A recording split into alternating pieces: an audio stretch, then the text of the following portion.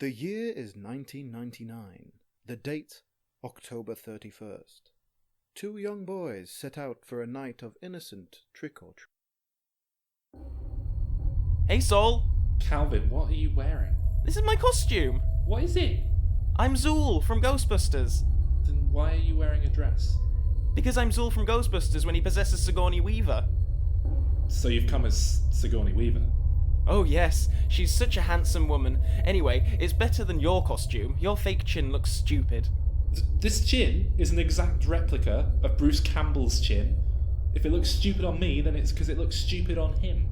It does look stupid on him. Shut up, Calvin. Come on, let's get on with this trick-or-treating. This chainsaw's really heavy. Okay, where do we start? Let's go to that creepy-looking house that all the other kids are afraid of. No, there's a reason everyone's scared of it. There might be ghosts? There's no such thing as ghosts. We only really need to be worried if whoever lives there is a child molester or something. Oh great, that makes me feel a lot better. Hello? What do you want? Trick or treat! What's that supposed to mean then? Can you give us sweets? Oh yeah, and why should I do that? Because we're wearing costumes? Oh, I see. You turn up at my door dressed up as Bruce Forsyth and Kate Bush, and that's supposed to make it okay for you to go around begging, is it? It's Halloween, it's tradition.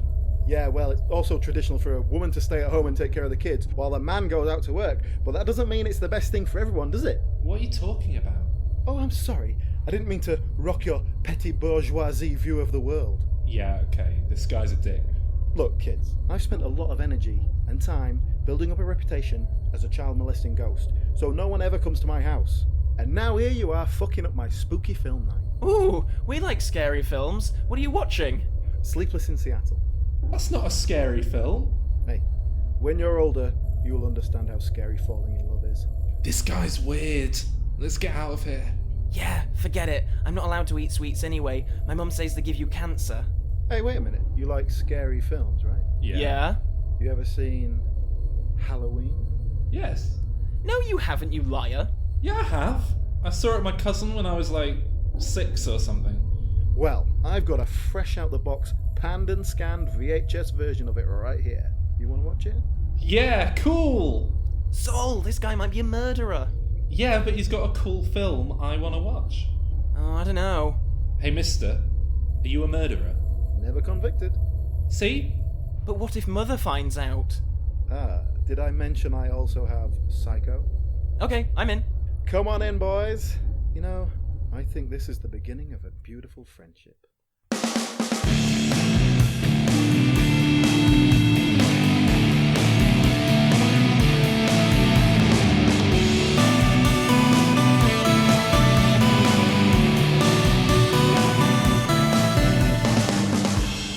Hello, I'm Calvin. I'm Sol. And I'm Alan. Happy Halloween! Ooh, spooky. Oh, wait, we should give ourselves, like, spooky names like in The Simpsons. Oh, okay. Hello, this is Creepy Calvin. This is Spooky Soul Haggard Harris, like an old witch. And I'm Axe Murderer Alan. Ooh, scary. So, because it's Halloween, if you're listening to this podcast on the day of its release, then well done. It is Halloween. If not, if you're Well listening done. to it on if you're listening to it on one of the other 364 days of the year, then Fuck well, you. Yeah, quite right. Because today we're going to be discussing Halloween, the 1978 film directed by John Carpenter, and the grandfather of the slasher films. Really? Yeah? Is it? Well, no, I mean, technically Psycho is, I was going to say, wouldn't Peeping Tom be like the grandfather, or Psycho, and then the father would be Peeping Tom, and then the firstborn would be Halloween, and then all of the others would be like the, second, third generation of... I don't know, this is 2016, Saul. I think Scream is considered probably like the firstborn these days, and, Psycho will be like the great-great-grandfather, and Halloween's the grandfather. But yeah, so the 1978 Halloween, absolute horror classic. Does it deserve such a title. Normally when we start these discussions, we always talk about how we originally came to the movies, and I think with a film like Halloween, it helps if you come to it at a younger, more impressionable age. So, gentlemen, how did you both come to Halloween? Well, I came to it last week. Is that the first time you saw it? Well, I've definitely seen it before because it was kind of come up on my list of classic films to watch at some point. But I remember watching it. I don't remember any details from it, but I remember thinking, oh, what was that? Why is that special? There's nothing interesting about that. Having rewatched it, and no doubt when I watched it before, it was a shitty video that I got from somewhere. So I deliberately made the effort to right, I'm really going to watch this properly. I put it on, turn the lights off and all that sort of thing. And definitely I felt a lot better about it. I thought that a lot of the things in there that seemed like cliches or seemed like overdone now obviously originated there, or at least were originally kind of exposed in this hit film. Yeah. So I think in that sense, it kind of hasn't necessarily aged well because it's a victim of its own legacy. Yeah. Basically, I would recommend that anyone listening to this who hasn't listened to our Evil Dead episode goes and listens to that, because I'm just going to say, my introduction to Evil Dead is an important... That's my, introduction to horror as a genre, essentially, up to a point. And then after I did all of the stuff that I spoke about in that episode, I started working through various other horror classics. And Halloween was one of the first that I came to. I think I actually watched Friday the 13th and some other slasher films first. And I remember being I really don't like Friday the 13th. And the slasher genre, as much as I love horror, I've never connected with the slasher subgenre specifically. It's the one area of horror that doesn't do it for me at all.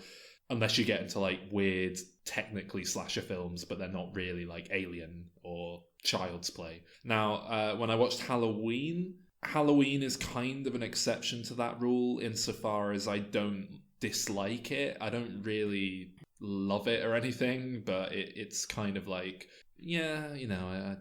don't feel very strongly about it either way, to be perfectly honest. I think it's a good example of its genre. Certainly a hell of a lot better than most slasher films that I've seen.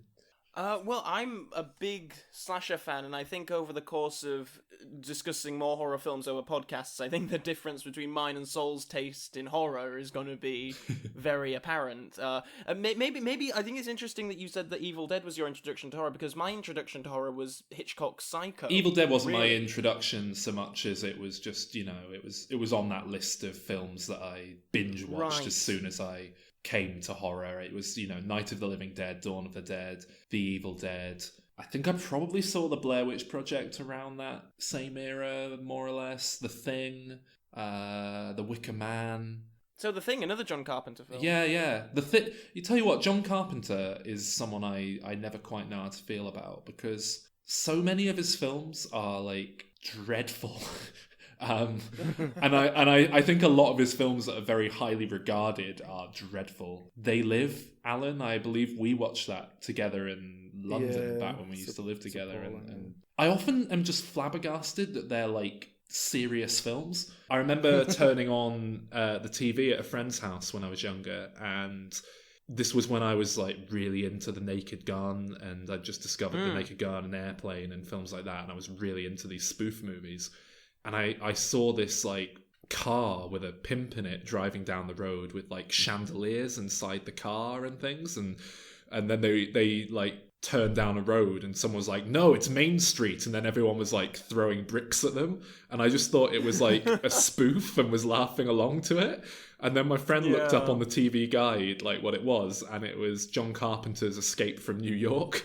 And I was like, oh, okay, it's not a spoof. And I had the same experience watching They Live with that extended fight sequence that's just it's like that Fast Show sketch, if you're familiar with it. Yeah. The big long punch up, and the satire is just so on the nose. It's just So yeah, I a lot of John Carpenter's work is dreadful, but then there's The Thing, which I think is this complete and utter masterpiece. The Thing is one of my all-time favourite films. It's probably my favourite straight horror film, as in not a horror comedy. I really just cannot fault that film. I think it's near perfect.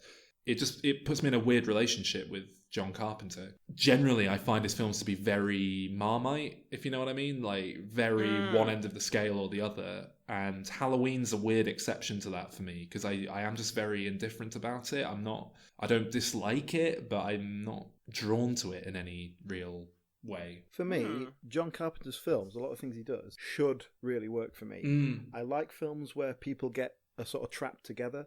So things like Assault on Precinct 13, things like The Thing. Yeah, it's very much the same for me, actually. He made a film called In the Mouth of Madness, which is exactly my sort of like weird concepts about writers affecting reality and getting meta and all these Lovecraftian monsters and Sam Neill running around being a madman. And it should be on paper. They live as well, to be honest. On paper, that is so up my street. I think my take on John Carpenter is that, and I take issue because I know he's often referred to as being a master of horror and that kind of thing, when I think, looking at his filmography, Halloween, I think, is very and rightfully revered and respected, but it was such a restrictive, like low budget, hardly any money or resources. So the film is what it was. I don't know. A lot of it came out of necessity rather than invention. And I think The Thing is probably his best film overall. Everything else is kind of average, sort of mediocre, but I think because he made those two films, he is labelled great master of horror. When, does anyone go to like Christine or kind of almost like Wes Craven, really? In that, I was just about to say early on, Wes Craven is another one who's regarded as was regarded as one of these, masters of horror. But again, his films are so hit and miss. I wouldn't call him a master by any stretch of the imagination. I think he's just someone who's, when you get to that level where you're making films and you're competent enough that people will bring you scripts, then you're gonna probably end up with a batting average of like 1 out of 10 films being good, and that's kind of what Wes Craven and John Carpenter are, to be perfectly honest. Totally. I don't think there's much to be said for their style as directors. I don't think they bring a massive amount to the films that wouldn't have come from another director. And that's not to say they're bad directors by any stretch of the imagination. The Thing is crafted perfectly, but I tell you what, I would say that Halloween really has the director's stamp on it. However, I think it's also largely dictated by the restrictions they had on them. You can't show anything because you can't afford to make a monster. You can't afford to do gore. I've just remembered John Carpenter's style of music, and when he does the music himself, and that does give his films quite a unique John Carpenter vibe. So I'll take back part of what I said. Basically, what my feeling is that Halloween was one of those films that worked despite everything. It's sort of like one of those things where everything came together despite all the potential problems, rather than a great artistic vision brought to life. So I think a lot of luck involved there, but not to diminish his efforts particularly.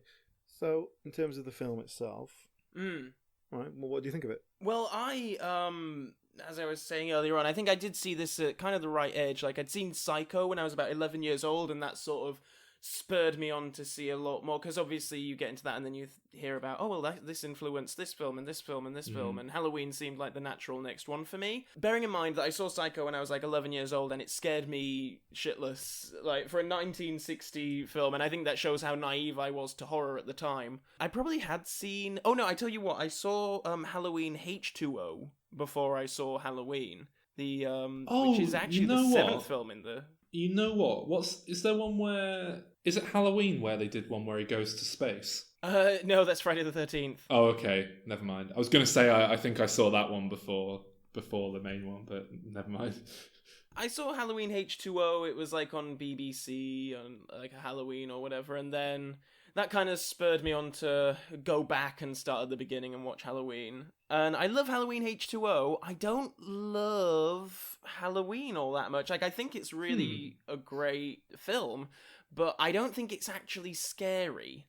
Interesting. What is it that makes you like the sequel then, H2O? Is it... I don't know, I think you're quite similar to me in that you do respond to these sort of sequels that go right back to like where are they now and picking up like how many years on, and my understanding is that that's very much one of those approaches to the franchise. Is that Yeah, pretty much. Also, it came in like a post after Scream sort of reinvented the slasher genre, and it became a bit more self-referential, quicker paced, flashier. The victims actually would fight back and succeed every now and then. Whereas in Halloween, everything's very... I find it interesting coming back to this one, knowing, because I'm very familiar with the sequels. I probably see the sequels more than I see the original.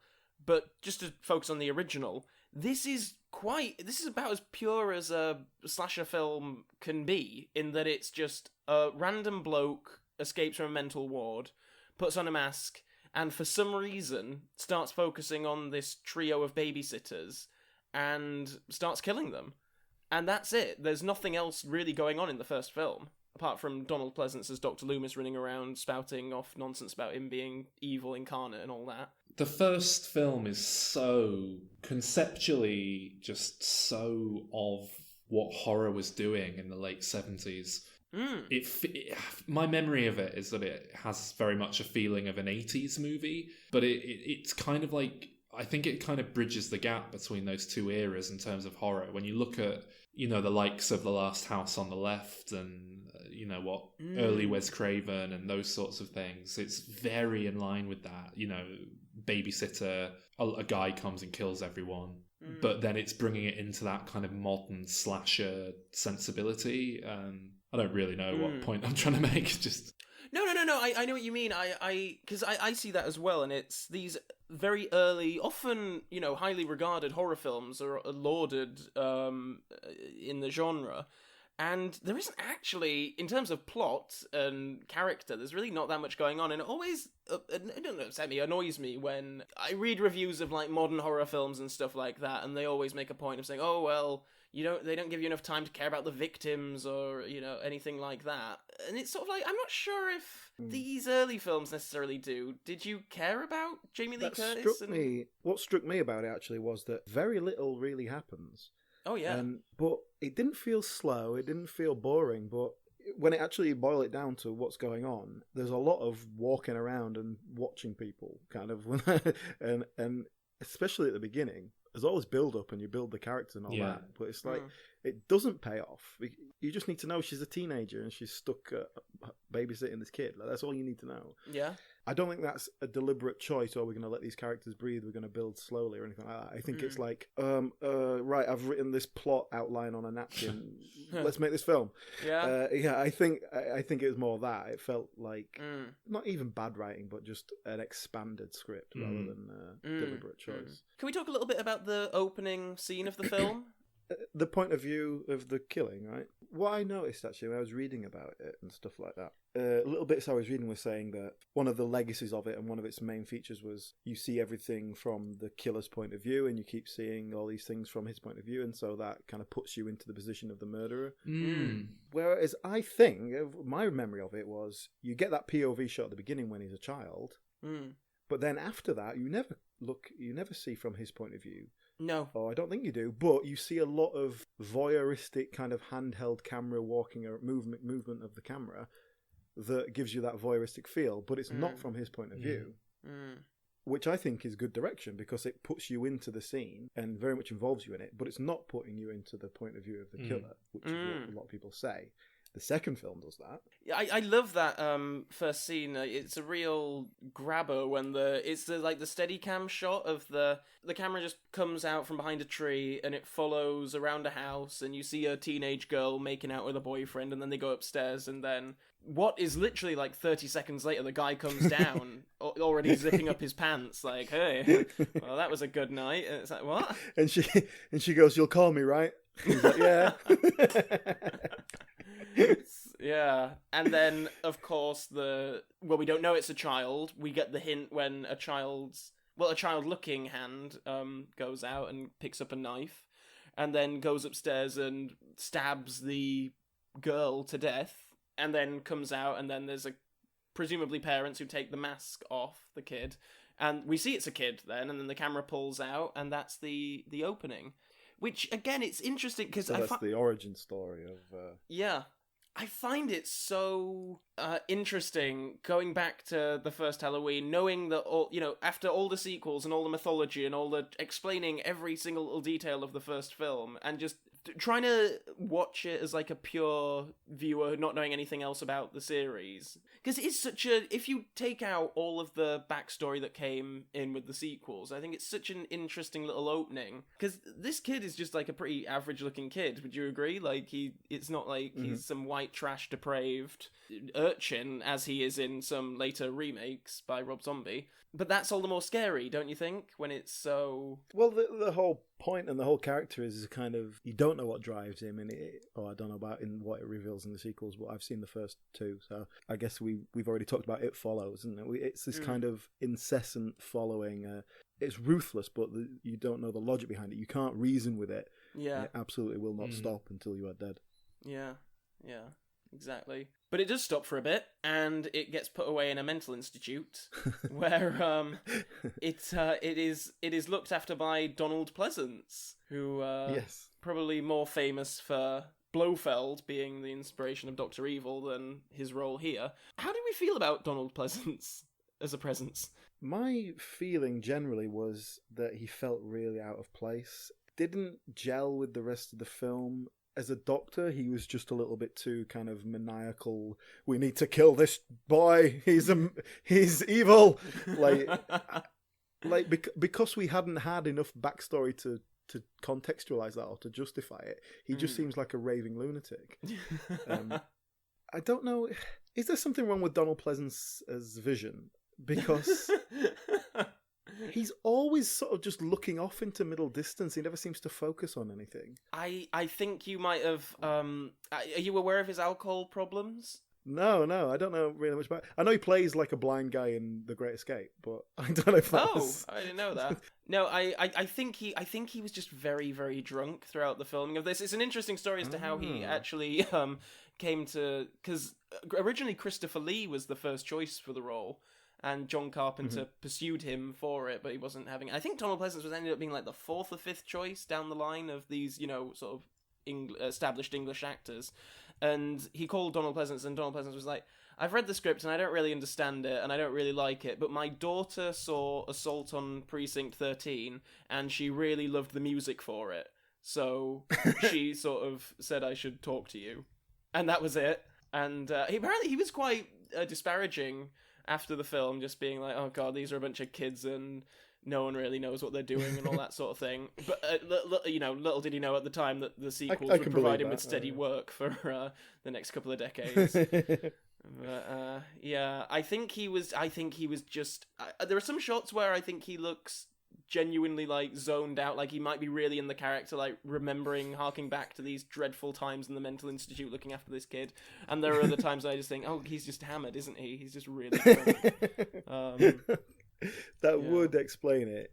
I guess he's there because you do need some kind of authority figure in these kind of horror films, don't you? To sort of maybe that's just a product of the time, but you did need the authority figure to come in and save the day at the end. And also, what I didn't like about the fact, and it does come in more in the sequels, that this idea that this paranormal sense that he's not human and he can't be killed and all that sort of thing, because it ruins it. Because by dehumanizing the murderer, it's like you're trying to dissociate from it, and then so it doesn't have the same impact. Then that always wound me up because it just feels very indecisive. It's not this.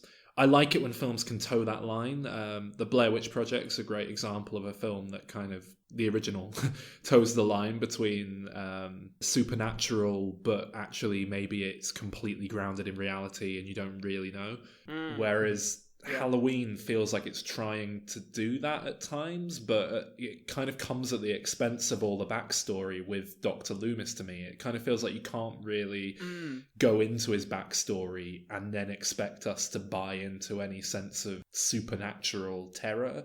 If he just appeared from nowhere, maybe there's a report on the news that there's an escaped madman or something, but you don't know anything about him, then maybe that would have worked for me a bit. The kind of hints at a supernatural element at play, but it's the combination of the two that just doesn't quite gel for me. Neither of you have seen Halloween 6, have you? No. Okay, yeah, don't ever watch it. And that's the one before they sort of did a soft reboot and brought Jamie Lee Curtis back for Halloween H2O. They went so far down the line of trying to explain everything that in Halloween 6 they actually revealed that Michael Myers is controlled by a druid cult, which meet every year, and they need a newborn to sacrifice and take the evil out of Michael Myers and put it in the newborn. It becomes really silly later on down the line. The thing that really annoyed me about Halloween, it's got nothing to do with Halloween. And they throw in some like token pumpkins and things like that, but it's obviously not written as a Halloween film, and they just shove that on there as a marketing gimmick. Yeah, no, totally. But it even doesn't work because they've got these kids that they're babysitting for, and it's like, well, why aren't these kids out trick-or-treating? Why are they sat inside? Because the parents have gone off to the... They didn't even try to make the most sense. like hardcore Halloween party in town, and they're gonna get It must be wasted. hardcore, because in Halloween 2 later on, they're all still like at the hospital. They're like, we can't get hold of the parents. Where are the parents? And it's like, there are no parents left in Haddonfield. From what I read, the script was what it was like the babysitter murders. Oh, Yes. okay, That's right. exactly it. And Yeah. then the producer was like, "Do you know no one's ever made a film called Halloween?" Yeah. So that's what we're gonna do. Yeah. And then, but like at least retroactively go back to your script and throw some Halloween things in there that make it. Hey, work. well, there's a pumpkin on the poster, so what I will say is the third film, which I'm really dying to get to, is much more of a true Halloween film. Yeah, that's a Halloween film. So obviously the first film, I think at the time, it was the most profitable film ever made. It had Really? like a $300,000 budget. Is that in terms of like percentage from? Yes, that's exactly what I mean. It took until the Blair Witch Project for that record to be beaten in terms of... I think it's now Paranormal Activity, isn't it?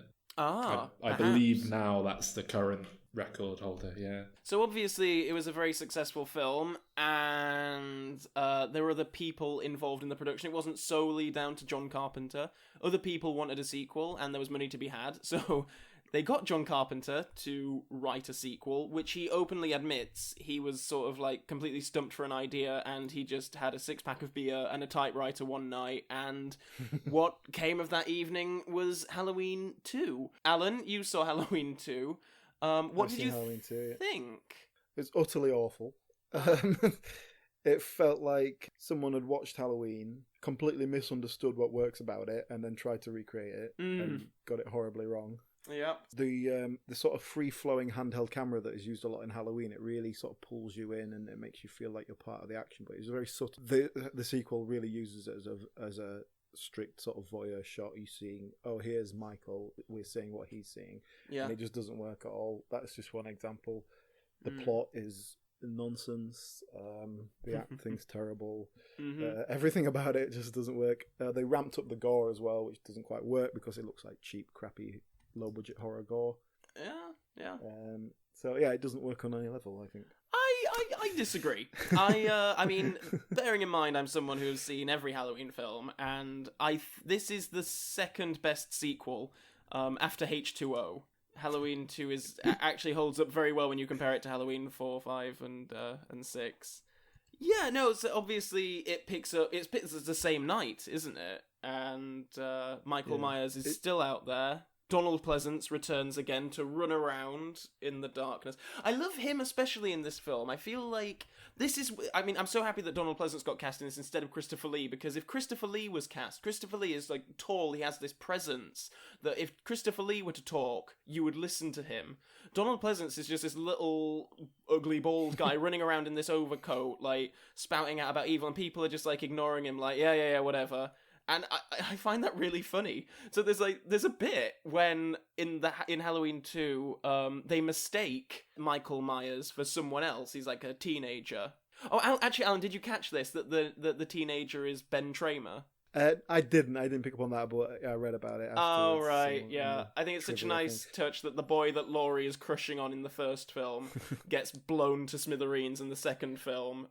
I'm surprised. Does it surprise you that both Michael Myers and Donald Pleasance came back after what I would say of Halloween 2 was a quite conclusive ending for their demises? Well, I'm not familiar with what came after, really.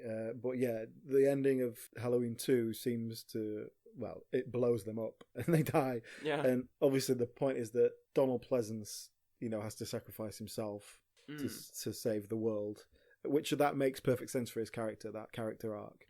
But if we're established there by that point that Michael Myers is some kind of immortal or has got some kind of level of regeneration, how do we know? I think if you did a sequel where, he's then survived, that you could explain that based on what you've done. But I don't know about Dr. Loomis. I don't know how he's supposed to have survived that.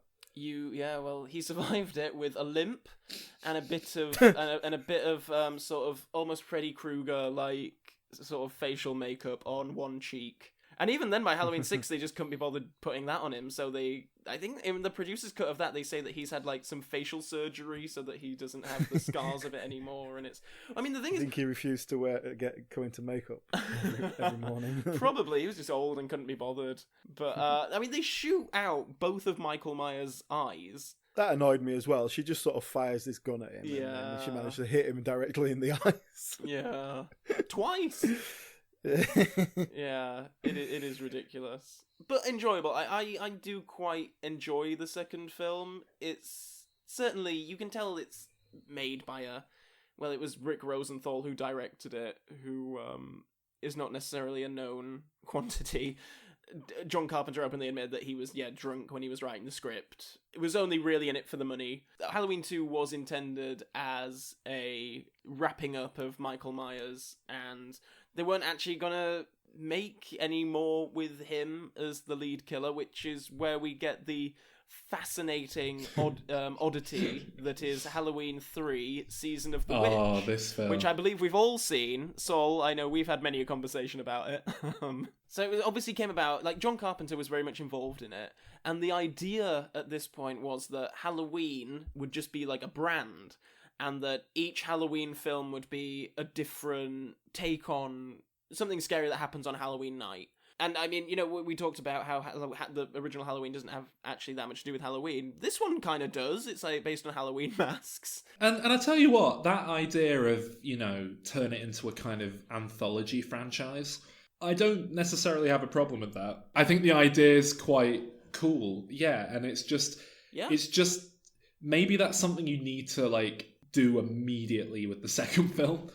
Maybe, yes, you can't do a straight sequel and then... And, maybe Halloween, 5 or 6 could have returned to Michael Myers, and that could have been, but by that point, they've established it as this thing. But to just do the third one is nothing to do with anything. And then even more, if they kind of stuck to their guns and then released a fourth one and a fifth one, then people would have probably at least sort of gone, oh, okay, I get it now, kind of.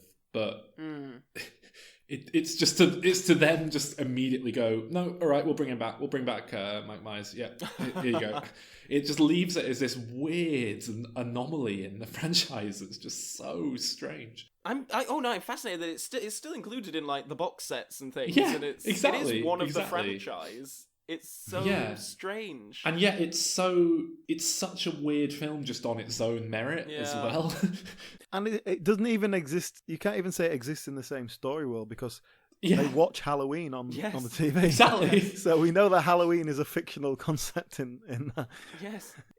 I think people might have been more open to original Halloween stories had this one actually been good. Yeah. I saw an interview with the director where he was quite sweetly defending the film and sort of saying it shouldn't have been released as Halloween 3, it should just have been released as Season of the Witch, and then it would have been fine and people would have got it. And it's like, I don't know. I think it might have just faded into obscurity. God, it's not even a slasher film. It's a complete departure from it's not even a similar genre. Tone or it is literally the only connection is the word Halloween. Well, I wanted to. And the first one hasn't got anything to do with that. So. And John Carpenter did the music. Oh, well, you can tell John Carpenter did the music because there was a scene where he was walking in somewhere and there was a fire alarm going off. And I thought, I wonder what's going on. That's going to come into play. And then I realised it was just the score. It wasn't. Beep, beep, beep, beep. Yeah. What a great score. Yeah.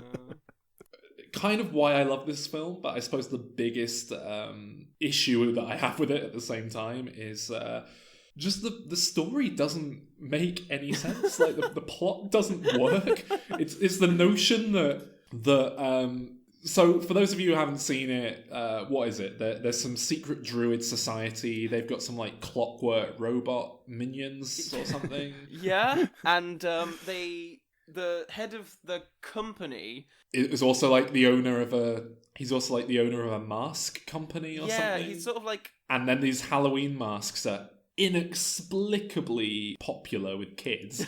They're bog standard rubber masks. No, I think they're pretty good masks. What are they? Pumpkin, skeleton, witch? Yeah, is that right? Yeah, that's it. But there's nothing to differentiate them from like any Halloween mask in any shop that you could go and like buy right now. Yeah. And yet it's sold to you like a Pokemon, craze or a yo-yos thing, like something. Well, they know kids how to are market like themselves, obsessed with it. But they don't, because the marketing is built around go and get your mask.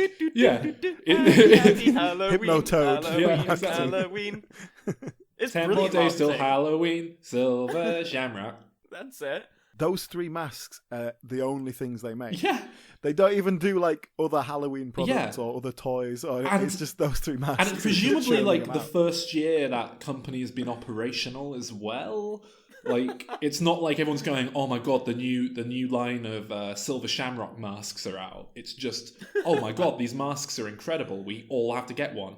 And it's not even like we have to get one so that we'll be, the coolest kids on Halloween. It's we have to get them so that we can then sit in front of the advert for the masks it's going to wear at a specific time on Halloween, even though all we've seen like to suggest this advert's going to be worth watching is a series of like annoying jingles that probably Even wouldn't. though on Halloween night all the kids are going to be out trick-or-treating. Exactly. Yeah. Exactly. And then the evil plot seems to be to do that, get all the kids watching, because the advert they're going to play on Halloween will somehow combine with the masks to turn their head into a load of snakes. No. They explain this. They explain this because there is Something to do with Stonehenge, isn't it? There is a special microchip in each mask, which contains a chip of a rock from Stonehenge, which they managed to fly over from England Stonehenge to dust. California or whatever this is set. So that makes perfect sense. Continue, Sol. Well, that's pretty much the entire film, isn't it? The dad of one of the kids is like, he sort of figures out there's a conspiracy going on.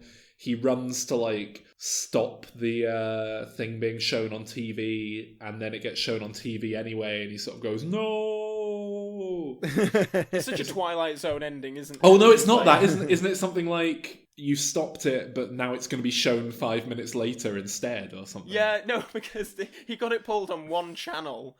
Oh yeah. Didn't realise just there turns are out actually the other many channel. channels which will be showing this advert. And I don't think that networks like necessarily respond to people who just call them up and scream at them to take an advert off the air. When presumably they were, paid to, that commercial. I probably go to Halloween 3 more than I do like Halloween 4, 5, 6, 8, because it is so funny. It's a great, almost like Troll 2, The Room level of, if you can get enough people together and enough alcohol, then it's a great watch. It's fantastic. Yeah, it's certainly my favourite of the franchise. Do you have anything much to say about the subsequent films after that one? Halloween 4, 5, 6, 7? I haven't seen them. No, so neither have I.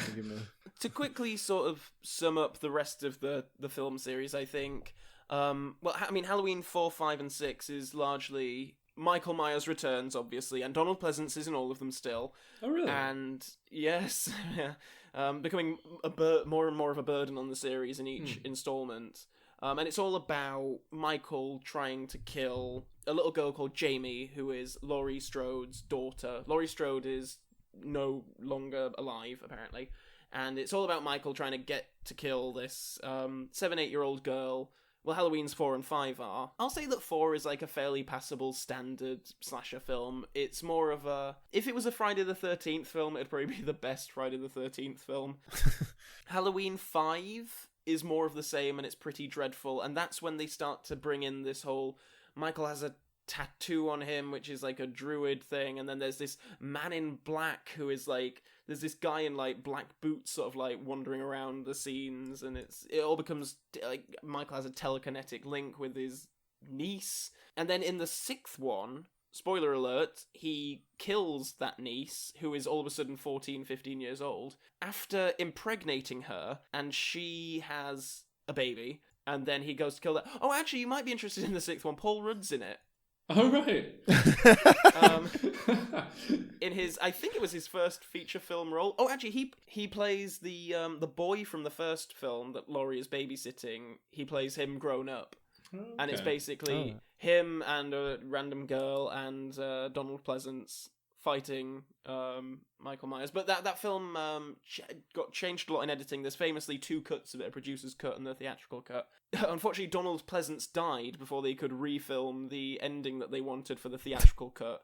So the theatrical cut is this very bizarre ending in which Donald Pleasance is in the background sort of screaming, and then that's the end of the film. And the next thing you see is in loving memory of Donald Pleasance. It's like, yes, what a great tribute to the legacy of a classic actor. But then things come, like I mentioned it earlier on, Halloween H2O is a brilliant return to form, I would say, sort of rejuvenated. They got Kevin Williamson in from Scream. Jamie Lee Curtis was actually a big driving force behind that film, and she really wanted John Carpenter to come back, but he wouldn't accept the money that they were willing to pay him. That's weird, isn't it? I know, right? It's not like he's got too much integrity as a filmmaker.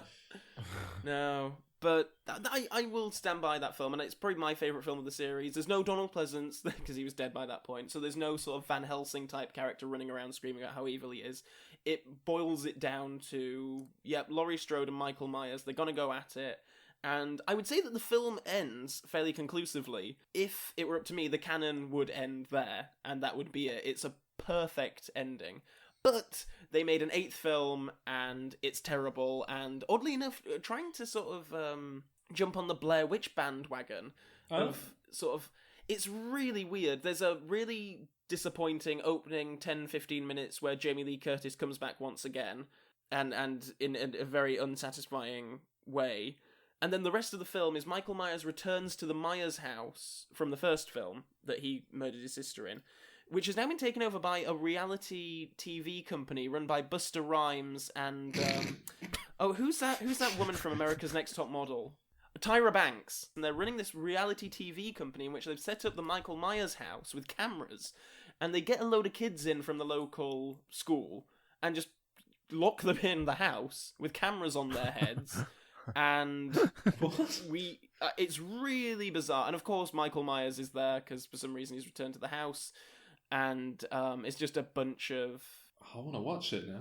It's really bad. I wouldn't recommend it. It's by the same director of Halloween 2, Rick Rosenthal. They are sort of gearing up for another Halloween film in 2017. John Carpenter's on board to exec produce the film. But of course, this is coming after the 2 Rob Zombie remake films, which I don't want to talk about too much here because Halloween comes around every year, so who knows? Maybe we'll have material for future podcasts if I can get Sol to watch. Sol, do you remember I made you watch the Rob Zombie Halloween 2? Yes. You dragged me along to the cinema, yeah. I haven't watched it in a while. I don't go back to the Rob Zombie films. They're very different. They're sort of fun deficient, I think. They're so dark and grimy and... Yeah, I don't know. But maybe we'll get to those eventually someday. Maybe. We've mainly covered the original Michael Myers timeline. Yeah. So, should we get to our pitches? Yeah. Dr. Loomis tries to rehabilitate... Okay, so it's a sequel to the first Halloween, I should add. It's, picking up after the first one.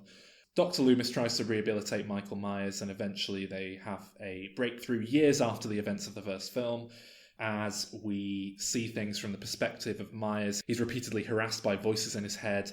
They're all played by the same actor doing different voices. One's particularly persistent. It's this nasty Scottish guy that just likes to shout at him aggressively, commanding him to murder people.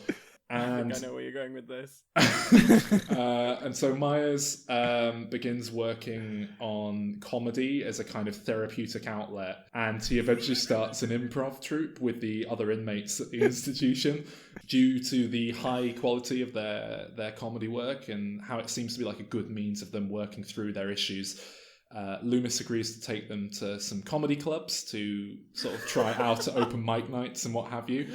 It soon becomes clear that Michael Myers is the surefire comedy talent, and he kind of runs away from the rest of the troupe, so to speak, being scouted and eventually recruited to join the cast of Saturday Night Live, thanks to his ability to create hilarious comedy characters, his most popular being one based on his mentor, guardian, Dr. Loomis.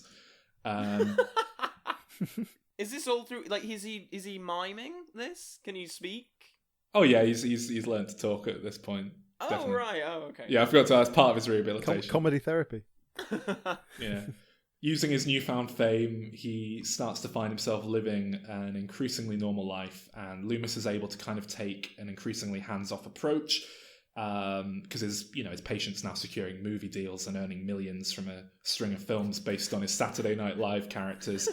From a therapist to an agent. It's so seamless. Yeah. So yeah, all these films based on his characters, James Bond spoof movies, again making use of his Dr. Loomis parody guy, putting his angry Scottish voice in his head to use in some animated kids films. Things are good, but then he just kind of seems to lose the magic. He makes a weird, bizarre, money-grabbing attempt at bringing a Dr. Seuss book to life. And then an even larger... Oh, Sol! I've just realised what you're doing. Have you only just realised what he's doing? Oh my god. Sorry, the Scottish accent thing only just made sense to me. Oh, I was thinking about something else. Oh no, carry on. We'll have to come back to that. Put a pin in that.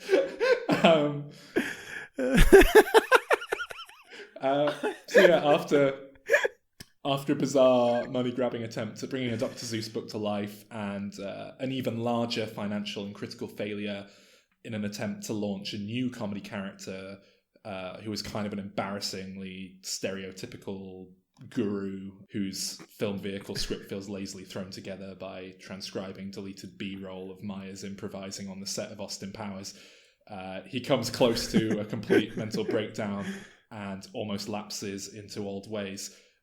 He then decides to launch into production of Austin Powers 4, Squid Vagina, as a means of putting himself back at the top of his game. Things are going well. The film stars Lady Gaga as the new Powers girl. Brings back the likes of Vern Troyer and Michael York. Actually, I think that's brilliant casting. And also includes wall-to-wall cameos from the likes of J.J. Abrams, Adele, Brad Pitt, just everyone in the entertainment industry. So yeah, it's all going well. And then one day, having been dressed up in all the rubber-faced sort of materials to play his new character, who's a pastiche of ham-fisted actors called William Fatner, Fat Bastard's Canadian cousin.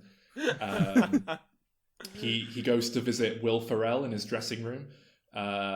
Will Ferrell's agreed to come back and reprise his minuscule role from the first two Austin Powers movies, even though he's now much more successful, arguably a bigger deal than Myers. However, before going in, he hears Ferrell laughing about Myers being sort of old hat with some fresh new comedic talent in his dressing room, just sort of, having a chat. And then the old Scottish voices begin to kind of start up again in his head. Then someone leaks a video of a scene being shot to the media, and it's absolutely slated for just being tired and hacky. Everyone says this film's going to be awful. It causes Myers to just snap, basically. And then, picking the worst moment possible, Jonah Hill or someone, whoever was in the room with Will Ferrell, walks up to him to ask what they're going to do to make their scene work, because currently, on the page, he feels like it just isn't quite right yet. So Myers turns around, picks up a knife from the catering table, and in a moment of realizing his true self once more, just stabs Jonah Hill to death while shouting in Scottish. In the tussle, his William Fatner rubber face mask is ripped off, After he's done killing Jonah, he hastily grabs his mask and sort of tries to stick it back on, but he accidentally puts it on the wrong way round. Wait, what? What is that? Oh, right. Oh, okay, right. Yeah, sorry. Yeah. What follows is basically just a series of slasher film antics with Myers running around the set of Austin Powers 4, murdering cameos. It probably, I don't really know what happens. He probably reaches a point where Lady Gaga's the lone survivor who manages to get away, only for her agent to call her and tell her that she's contractually obligated to return for the sequel. No! Oh, I like that. Now, Captain, what did you think I was doing? Should I just go into my pitch? Because then maybe this will. That'll explain it, won't it? Yeah. I want to know why. I want to know why Dr. Loomis, who was obviously looking after Michael Myers' career, why he let him do "So I Married an Axe Murderer." Surely that's going to trigger something. Doesn't seem right. No, I think actually, Sol. I think if your Dr. Loomis is the same continuity as the Rob Zombie films, I think that would make sense. Like in Halloween 2, when Rob Zombie's Halloween 2, when Dr. Loomis is trying to like flog his book, which is like called The Devil's Eyes, and he's like the most money grubbing. It's like his publicist is being like, "Oh, I think you're going a bit too far here," and Dr. Loomis is like, "Nah, it's fine." It's you're right, actually. Yeah, he gets like attacked by the father of someone that he wrote about. It's yeah. It gets a bit awkward if you start like digging into Dr. Loomis inspiring Dr. Evil, even though it's part of a James Bond spoof that so Dr. Loomis must have a side gig as a successful actor. So Alan, you're a big Mike Myers fan. Yeah. What have you done with the character? Well, what I was saying earlier about the Halloween's got nothing to do with Halloween at all, I found quite annoying. And then in the third film, where they try and turn it into a horror anthology based around Halloween, I thought that made more sense for a Halloween-based film. So I am pitching an idea that could work as a Halloween anthology film. So it's got nothing to do with Jamie Lee Curtis or Michael Myers or Dr. Loomis. It's just a Halloween-based horror film. My pitch is about a mass-murdering dwarf who uses Halloween as an opportunity to dress up and commit murders under the impression that it is a child. Brilliant. I love it. So, Don't Look Now. Well, that certainly gets referenced. Okay. Good. Is Donald Sutherland No. But that's who the guy in the third Halloween reminds me of. Donald Sutherland. Really? Is she not thinking of like Tom Selleck? Yeah. Maybe. Yeah. It looks like a kind of... If Tom Selleck had been in a car accident, that's what it looks like. Ooh. Oh, poor Tom actually. Ooh. What did he do to deserve that? Halloween 3, Season of the Witch.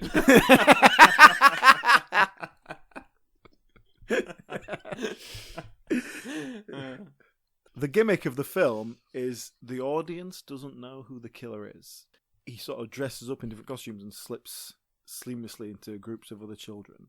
When they're trick-or-treating and the person's at the door being distracted, he sneaks in around the back and like kills someone or something like that. We have like a big group of kids, like 7 or 8 kids.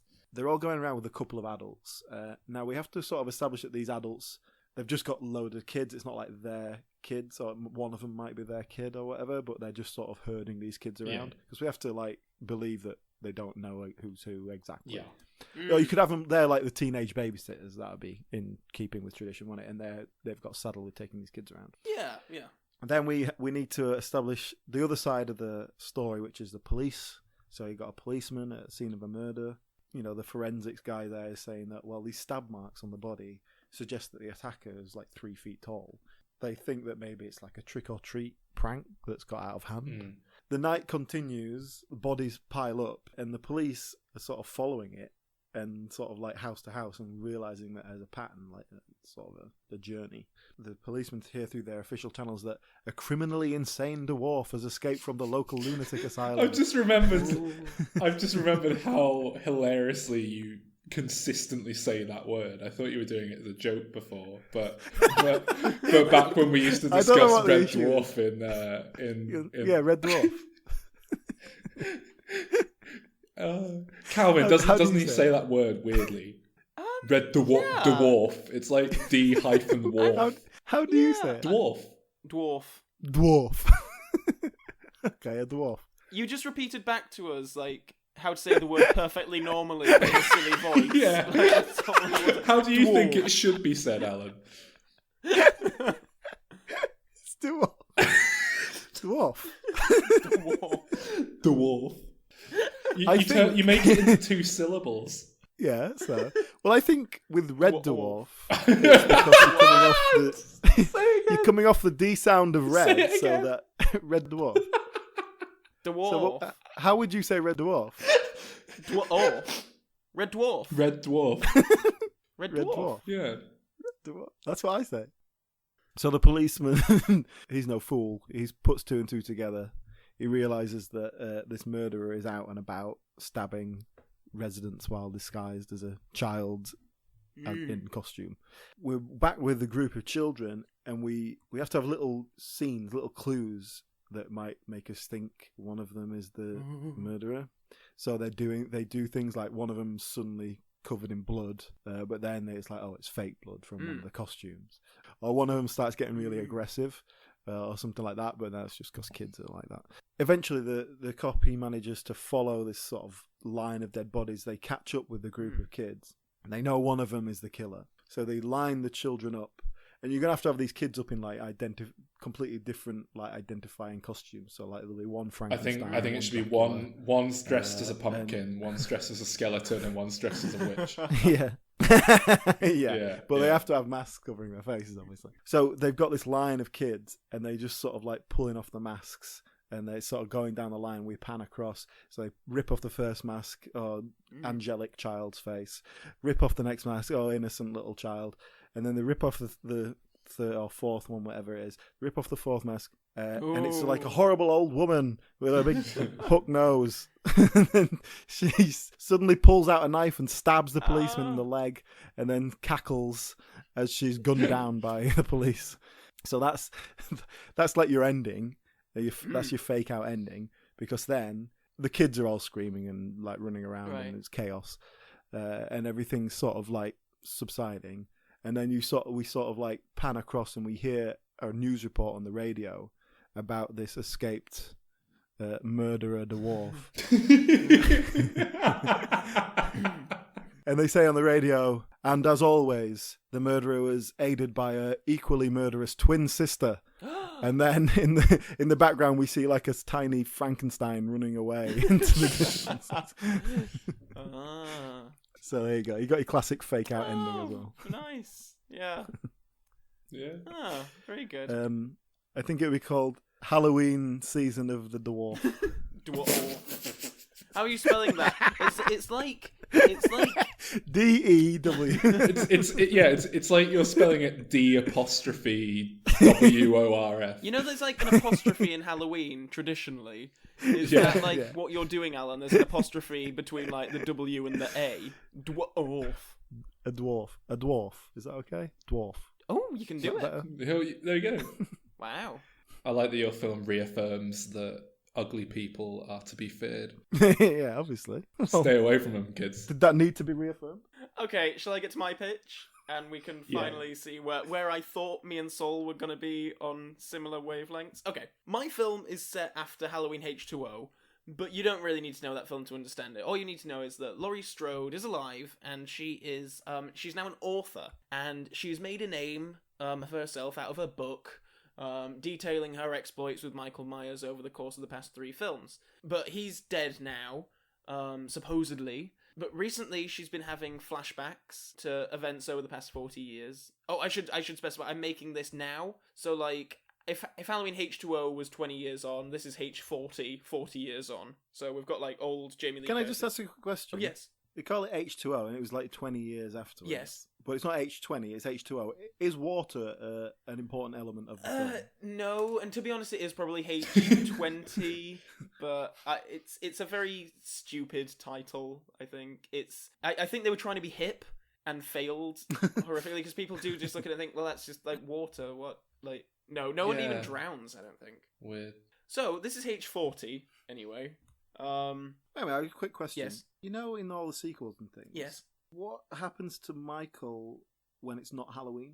Does he just live a normal life? Or is he He's like Father Christmas, isn't he? He goes to sleep and recharges his magic. They contrive really stupid reasons. Like in between 2 and 4, he's comatose and he's just in a ward where Dr. Loomis keeps coming in. And as I said earlier on, the orderlies just want rid of Michael Myers so that they can get rid of Dr. Loomis because he just annoys everyone. At the end of Halloween 4, he falls down a well and is found in a very strange Frankenstein reference. He is found by a blind man who lives like a hermit in the middle of the forest, who nurtures him back to health. And then when Halloween arrives in Halloween 5, he resurrects and goes out and kills people.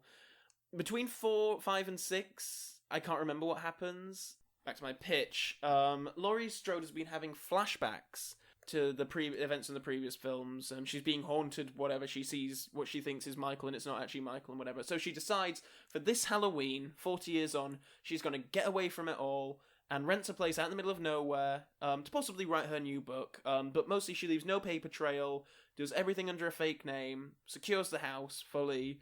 There's no way that Michael Myers could possibly find her out in the wilderness. She's out in LA, whatever, in a nice big empty house. And the only other house in the area is slightly up the road, and it belongs to an elderly man who is he bought the place recently as his retirement pad. Now this person is a famous actor. He is William Shatner, and he has some decorators in. But he's a real diva, and he has a big falling out with the decorators, and he's like, oh, fuck it, I don't need you, I'll do this myself. So he puts on some painting overalls, and... Wait, does he accidentally spill white paint all over his face? And you're getting ahead of me. He gets... like Pepe Le Pew.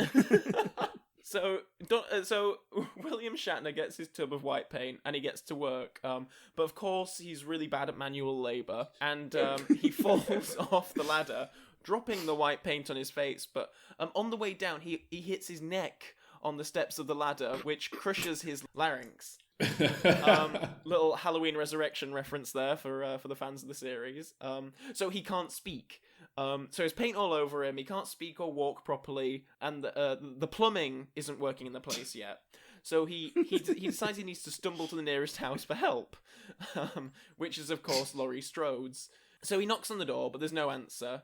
But as the place has been uninhabited for a while, he decides to break a window so that he can wash himself, and hopefully the phone line will be operational so he can call for help.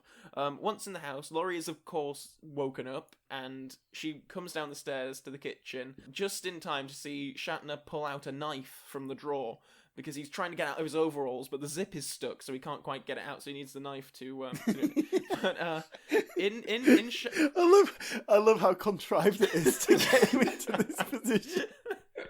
But Shatner is he's fumbling around, and because he can't he's injured, so he manages to Laurie Strode goes back upstairs to try and phone for help, but Shatner's fumbling around. He falls over and flings the knife at the fuse box, which is in the kitchen, which cuts out the lights and the phone line. And so the whole thing is in darkness and whatever. And Laurie he doesn't know that she's there yet, so she runs and hides in the closet. So William Shatner thinks, oh god, I'll have to find some clothes to wear, so maybe there'll be some upstairs. So he's going upstairs and seeing if there's anything. And he opens the door and finds Laurie there cowering in the wardrobe, and she lunges at him, and he goes flying out the window. Laurie takes this opportunity to flee, but William Shatner follows her, trying to call for help, but he can't speak. So he's chasing her around the woods. And eventually Laurie reaches civilization. And it's Halloween, so there are a lot of people trick-or-treating. And the Michael Myers costume is actually quite popular this year. So she's going mad, and she stumbles into dozens of people dressed as Michael Myers, and she eventually finds police, and she runs over to them and starts like saying, oh my god, help me. And then she starts like freaking out when William Shatner gets closer to her. And the police officer immediately recognizes William Shatner, as he is a massive Star Trek fan, and he wipes his face off with a handkerchief and stuff. And Laurie Strode is arrested as being a mad fan of William Shatner, and has done this to him. She broke it. The police officer naturally believes that she broke into his house and did this to him. So she is arrested and thrown in a loony bin, and that's the end of the film. So, when you said the Scottish voice that Michael Myers heard in your pitch, I thought that was going to be Scotty. Oh. It was gonna turn out that Michael Myers was channeling William Shatner or something, and that he was having the Enterprise crew or whatever it is.